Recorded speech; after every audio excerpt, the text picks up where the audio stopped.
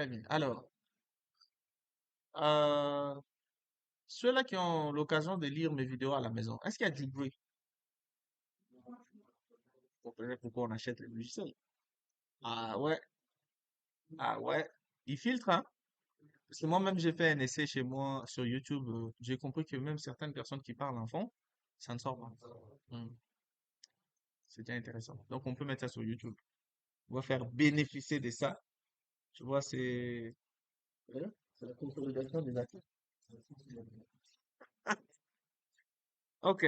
Donc, on va vers l'API, les autorisations basées sur les API. C'est-à-dire qu'on avait déjà fait. Maintenant, quelqu'un peut ajouter, puisqu'il a l'autorisation, mais au niveau d'API, est-ce que c'est faisable? Alors, eh, franchement, là, il prend beaucoup de temps comme ça. Je suis sur une bonne connexion. C'est RTL. C'est pas salle de réunion.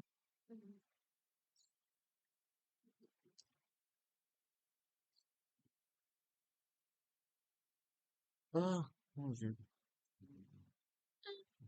Est-ce que tu as vérifié un peu chez toi là? Est-ce que ta machine elle n'est pas connectée par hasard à ma connexion?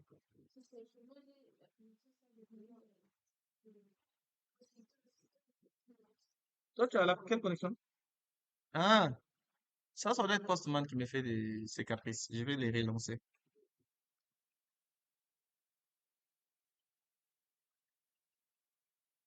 savez, les gars qui a fait ce logiciel Postman, en fait, il lui a donné même un nom qui va avec le boulot qu'il fait.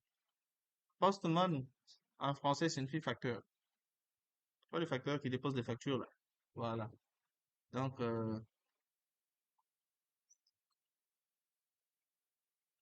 comme lui traite les API, bon, on avait déjà donné un exemple d'un cas concret des API. Ah, mais lui, il a quel problème? Bon, mais c'est pas possible. Là, je fais comment? Parce que j'ai Postman aussi ici.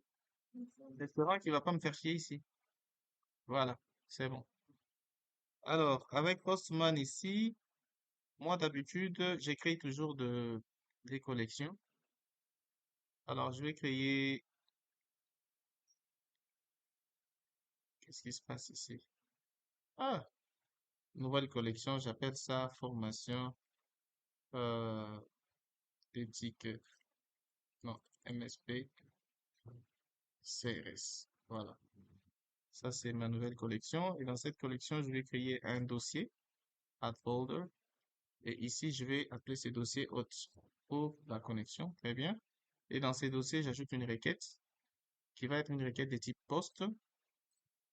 Et pour le post, notre quoi c'est euh, localhost slash formation sous-tirer Laravel slash public slash API slash hôte pour rappeler le nom de notre route. Oui, il y a O. Exactement. C'est comme ça qu'on avait nommé notre route. C'est comme ça que s'appelait notre route. Si on revient ici, on va voir que notre route s'appelait, je fais d'abord ça, elle s'appelait route API. Pour se connecter, notre route s'appelait hôte. Ouais, ouais. Donc c'est ici, hôte, ok. Alors il prend quoi? Il prend un objet de type JSON et ici il prend téléphone et pour le téléphone, on prend 0. On va aller prendre le téléphone de quelqu'un qui n'a pas le droit. Par exemple, Kofi voici, ça là. Alors, je colle les mots de passe, password. Alors, ça admin. OK. On va faire une requête. On peut aussi enregistrer d'abord.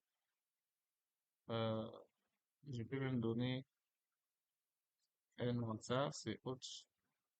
OK. Donc, c'est bon. Si je fais send, qu'est-ce qui va se passer? Voilà. J'ai ma connexion. Et en bas, j'ai une clé. La JW. OK. Je reviens là. Voilà. C'est bon. Ça, c'est la première des choses. Je reviens à Postman. Maintenant, j'ai un dossier. Je vais créer un sous-dossier que je vais appeler. Voilà. Je vais appeler ce sous-dossier users. Et users. Users. Voilà. Et dans ces sous-dossiers, j'ajoute une requête D. Par exemple, je vais dire, euh, je fais ça. Localhost, au lieu de hot, ça va être users tout simplement. Ça va être un get d'abord pour voir s'il peut voir les utilisateurs. Donc, view. Voilà. J'ai fait ça. Quand j'ai fait, je dois aussi lui dire, j'ai fait d'abord un send. Vous allez voir ce qu'il va donner. Il va donner une erreur basée sur HTML. Vous voyez? Il a touché le serveur, mais il vous dit modern login. Donc, il comprend que vous n'êtes pas connecté. Et ici, vous devez lui envoyer une clé qui s'appelle accept. Accept, ça doit être A majuscule. Accept. Et ici, vous donnez la valeur application slash JSON. Quand vous allez faire ça, vous verrez qu'il va vous donner un message assez clair. Unauthenticated. Donc, non authentifié. Et pour ça, je vais venir là où il y a autorisation. Je clique ici et je peux sélectionner Bearer Token. Mais si je ne vais pas faire ça, je peux revenir juste là où il y a le header. Je vais ici faire autorisation. Authorization. Autorisation. Et à côté, je vais mettre Bearer. Et puis, je colle ma clé. Avec ça, si je fais send, voilà, j'ai la liste d'utilisateurs. Vous voyez? Ici, j'ai la liste d'utilisateurs que lui voit. Mais normalement, si je devais revenir là où il y a Monsieur Sakoyaya, ou plutôt Kofi Kouassi, je regarde son rôle, il est user. Est-ce qu'un user a la possibilité de voir les utilisateurs? Oui. Maintenant, si je disais, je décoche ça, j'enregistre, je reviens à l'API. Quand j'ai fait ça, il a toujours la possibilité de voir. Bro, c'est l'heure que tu avais mis pour le réveil.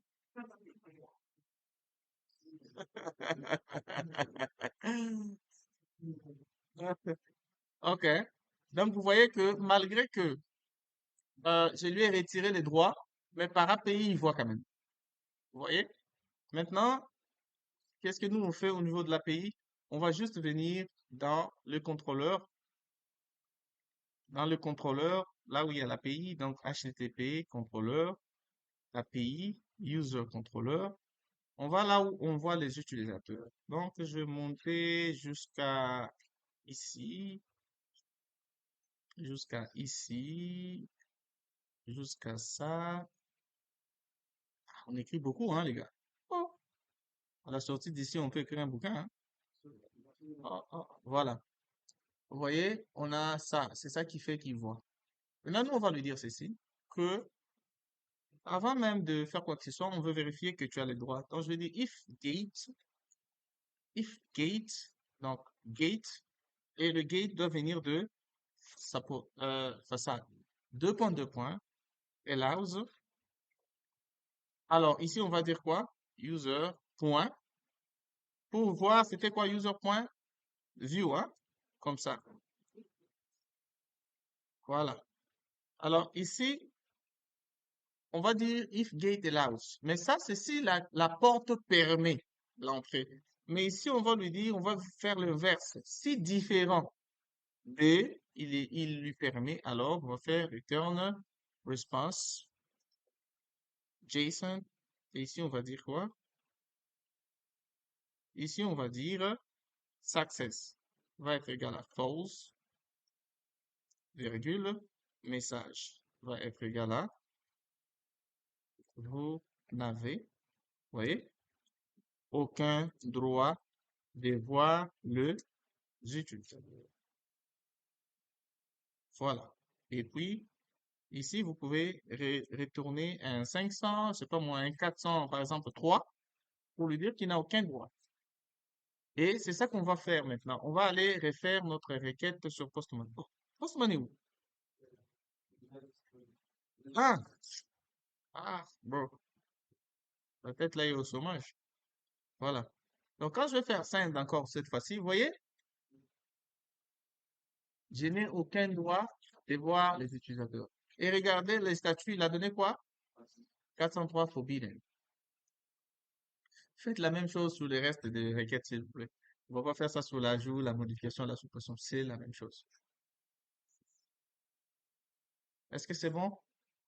C'est la seule chose qu'il fallait faire pour empêcher même celui qui est au niveau de... Maintenant, si je vais là, parce qu'il faut maintenant tester, est-ce qu'il peut le faire si on lui donne le droit? Je viens là, voir utilisateur, je coche, c'est bon. Et si je viens là, au niveau de notre postman, je fais ça, est-ce qu'il a les droits? Voilà, il peut voir. Maintenant, il peut voir. Alors, au niveau de la fonction elle-même, tu vois ici, c'est user. Tout ce qu'on a posé comme condition au-dessus, c'est que avant de faire quoi que ce soit, tu vérifies d'abord que l'utilisateur connecté a le droit. Et ici, tu n'as pas besoin de dire auth use, non. Tu fais juste si gate allows users. Lui-même va vérifier la personne connectée, tout, et il fait l'affaire.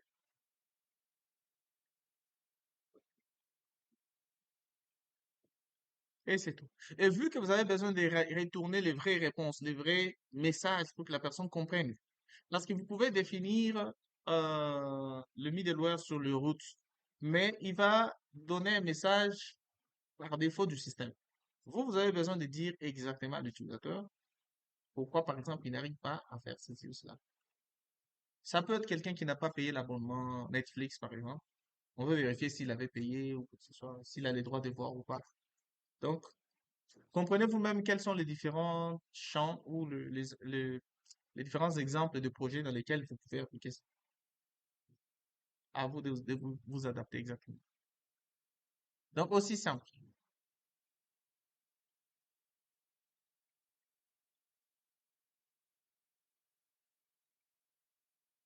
Vous voyez, par exemple, ici, une autre façon de bien coder, c'est quoi?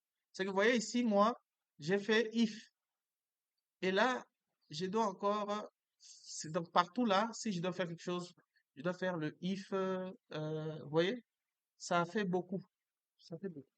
Et une bonne façon de faire serait de faire, par exemple, je prends ça, je coupe ça. Je vais en bas, je vais créer une fonction qui vérifie. Et cette fonction va être une fonction qui retourne un booléen. Par exemple, je fais ça. J'ai fait public function euh, is allowed. Is allowed. Is allowed. Vous faites ça. Hop. Cette fonction, vous faites là. Vous pouvez faire deux points et dire retourne un boulin. Donc, comment on appelle ça? Non, on peut laisser. OK. Is allowed.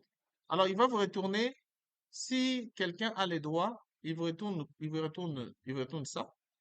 Sinon, il passe. Si différent, alors, il fait quoi? Il passe. Donc, il vous retourne ça. Si la personne a les droits. Sinon, maintenant, cette partie ici, c'est un retour d'un message. Donc, il va retourner une réponse, comment on appelle ça? Une réponse HTTP avec une méthode plutôt success à false. Et puis, vous pouvez appeler maintenant cette fonction dans le quoi, le reste. Donc, par exemple, ici, si allowed. Mais ici, vous vous rendez compte que vous n'avez rien que vous retournez. Je sais pas si vous remarquez là. Vous retournez quoi?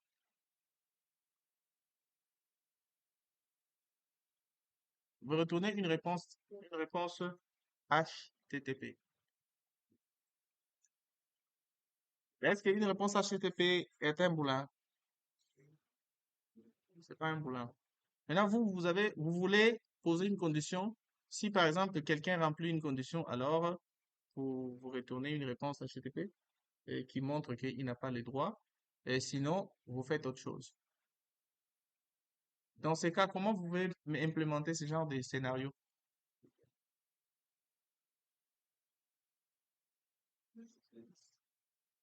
Non, non.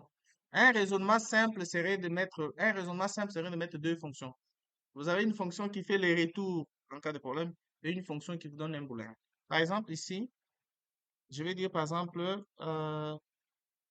not allowed. Vous voyez ce que je dis? Not allowed. Donc, ça, c'est une fonction not allowed qui va retourner quoi? Qui peut retourner un qui peut retourner ça. Maintenant, au lieu de ça, je fais ça.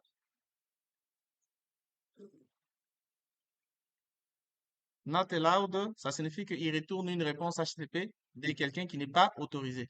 Et pour ça, je prends juste ça. Je fais ça. Voilà. J'ai fait ça. C'est bon. Et les gates, c'est pas là que je vais l'avoir. Je fais ça. Donc, lui, ne nous retourne que cette réponse-là, HTTP.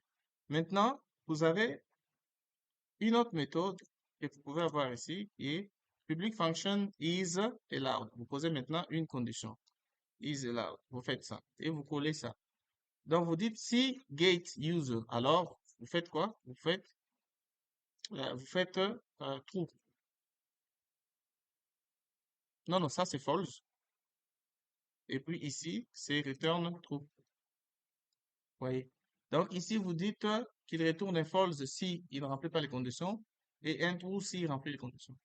Et ici, lors de comment on appelle ça? Lors de l'appel, vous pouvez faire if self deux points is allowed. Voyez? If self deux points is allowed. Voilà. Donc, quand vous faites is allowed, alors, vous pouvez faire ça.